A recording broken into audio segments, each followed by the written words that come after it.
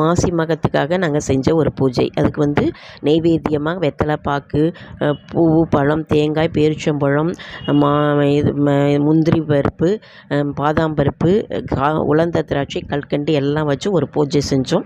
அதாவது நம்மளுக்கு என்ன இருக்குதோ அதை மாத்திரம் வச்சு பூஜை போதும். அந்த வெள்ளருக்கு விநாயகர் வாங்கிட்டு வந்தோம்.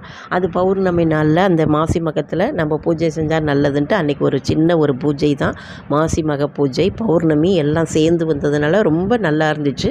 அந்த விநாயகரை கொண்டாந்து வச்சதே மனசுக்கு ஒரு திருப்தியாக இருந்துச்சு. அதுமாரி அன்றைக்கி வெத்தலை பாக்கு, பூ, பழம், தேங்காய், விளக்கெல்லாம் ஏற்றி வச்சு அழகாக அன்றைக்கி ஒரு பௌர்ணமி பூஜை பண்ணோம். அதை தான் நாங்கள் பதிவில் கொடுக்குறோம். ரொம்பவே மனசுக்கு நிறைவாக இருந்துச்சு. அதாவது நம்ம என்ன தான் மனசில் கஷ்டமாக இருந்தாலும் அந்த கடவுளுக்குங்கிற ஒரு சின்ன ஒரு பூஜை ஒன்றும் இல்லைங்க.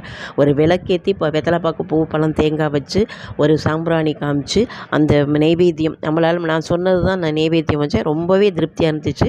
அதை தான் உங்களுக்கு நான்